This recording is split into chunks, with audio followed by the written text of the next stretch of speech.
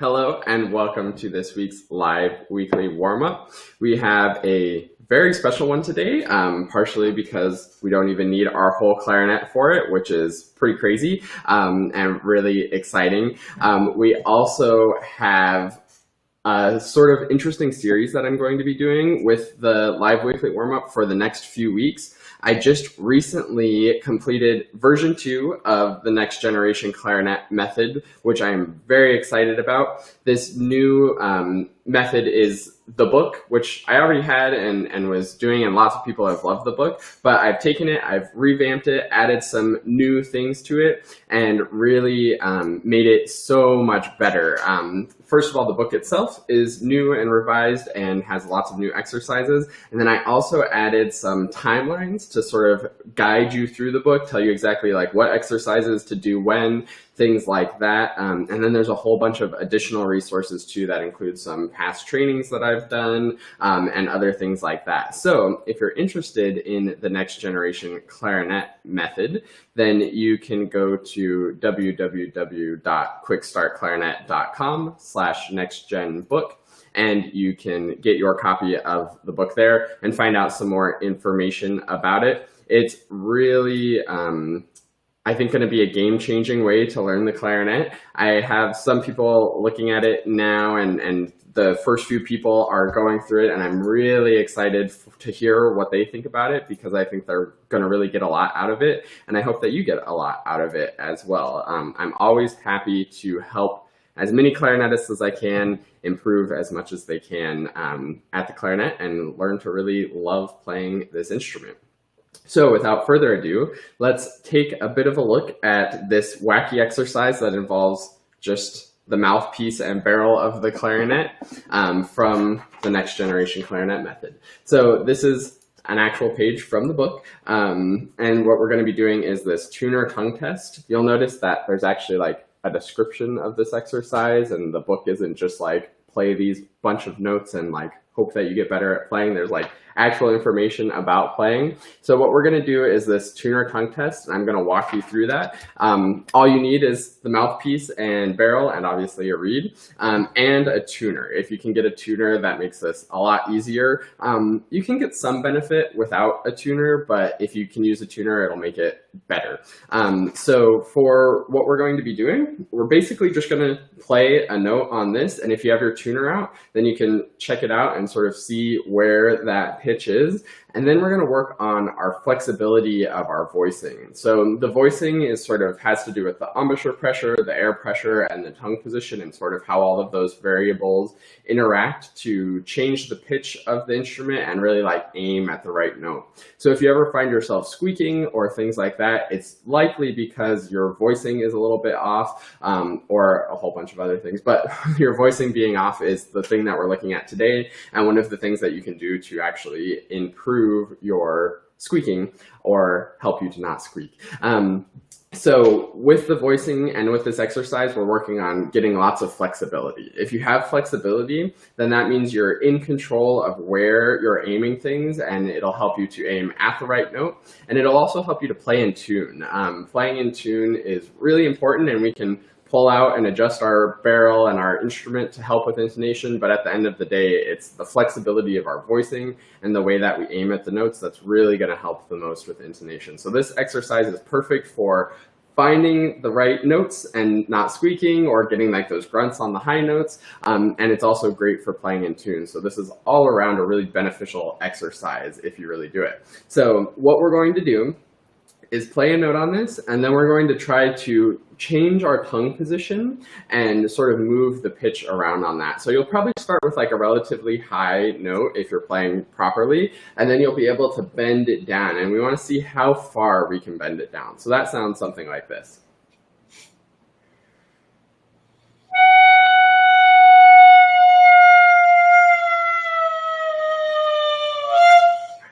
And you might get some weird squeaks at the very end there, but we're trying to just drop the pitch as low as we can by moving that voicing down. And if you're doing this with a tuner, then it's really easy. You can see like the pitch drop on the tuner, and that's the goal, is to see how low we can go. So try that one more time. We're going to go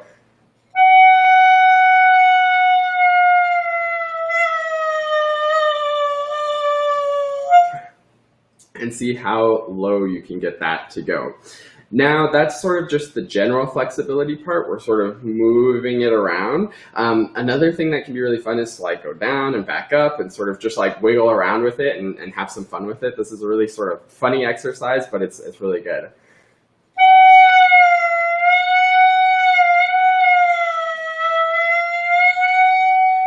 It's sort of like clarinet slide whistle.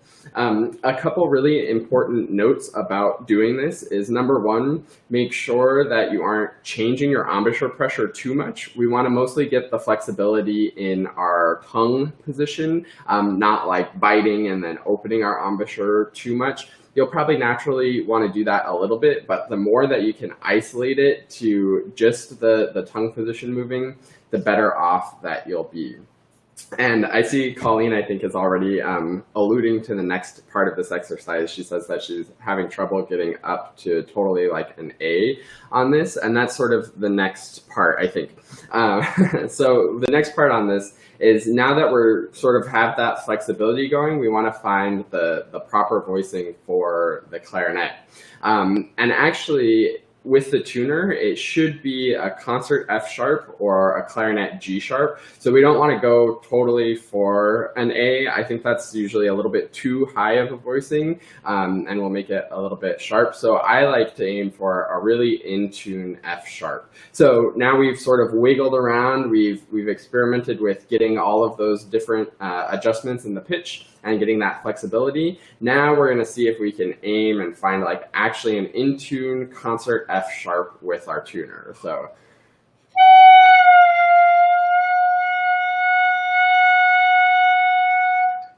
you may notice that you might start a little sharp or you might start a little flat and might need to make an adjustment. But the more you can get just a constant F sharp, the better off you'll be. If you're finding that you're much higher than an F sharp and always like a really high F sharp, then you can think about relaxing your embouchure a little bit might help. That's a good first place to start. And then if you relax your embouchure and you're still too high, then it's dropping the tongue position just a little bit. The clarinet's interesting because it plays really with quite a high voicing. Out of all of the instruments, I think clarinet is one of like the highest voiced instruments. So you really have to aim the air high, and you're always aiming for like the higher side of the pitch. But it is still possible to aim too high. So really go for that nice in-tune F sharp. If it's too sharp, the first place to look is actually your embouchure, because it's really hard to just do the tongue position too high to get higher than an F sharp. So make sure that you aren't biting out that F sharp. And then if it's too low, which is much more likely, then the first place to look at is your tongue and try to bring your tongue up rather than tightening up your embouchure. So the way that I think of this is the tongue and the way that we're aiming the air is sort of the first most important step. We have to make sure that we're aiming the air properly, and then we can fine tune things a little bit with our embouchure pressure. So we want to get very, very close to an in-tune F sharp and then make the little micro adjustments, maybe with a little bit of embouchure, but mostly always focusing on the tongue position and the way that you're aiming the air, because air is the first most important, and then the embouchure sort of just helps things along and tries not to get in the way. So I hope that helps. If you are still watching this and you enjoyed this exercise, this comes from the Next Generation Clarinet Method book. There's a whole bunch of other exercises in that book for you, just like this. So check it out. You can go to www.quickstartclarinet.com/nextgenbook, and there's all kinds of information about this, and you can get your own copy of it. I really think that this would make a really big difference really in anybody's clarinet playing, whether you're just starting out and want to like learn the fundamentals, your intermediate level and sort of want to get better and really like master those fundamentals of playing, or even if you're advanced and you want to start applying that to music. It's all there. So I hope you check that out. Colleen does have a question. I don't get the difference between A on my tuner and I say F sharp. So this could have to do with just the settings of your tuner. You want to make sure that it's in concert pitch for it to be F sharp. With tuners, you can either set it to where it's in like C. So like when you play a C on your clarinet, the tuner will say you're playing a B flat. That would be an in concert pitch. But if you play a C on your clarinet and the tuner says that you're playing a C, then you'll be in like clarinet pitch. So if you're in concert pitch, then you want it to be an F sharp. If you're in clarinet pitch, then you want it to be a G sharp. If when you're playing this exercise and you're doing like, you're only getting an A and you aren't able to get it to be like G sharp or F sharp, then that probably has to do with like more flexibility needed in your voicing. So try to really bend the pitch to start and see if you can get differences in the pitch.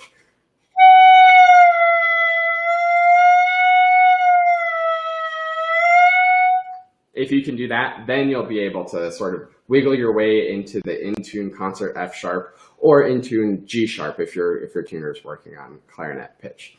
So I hope that was helpful for everybody. Check out the book, and I'll be doing some more exercises out of there in the future live weekly warm-ups that will probably include the whole clarinet, but this was a really fun one that I had a lot of fun with today. So I hope you enjoyed it, and I hope you try this and see how accurate you're able to get a constant F sharp, and I will see you next week on the next live weekly warm-up.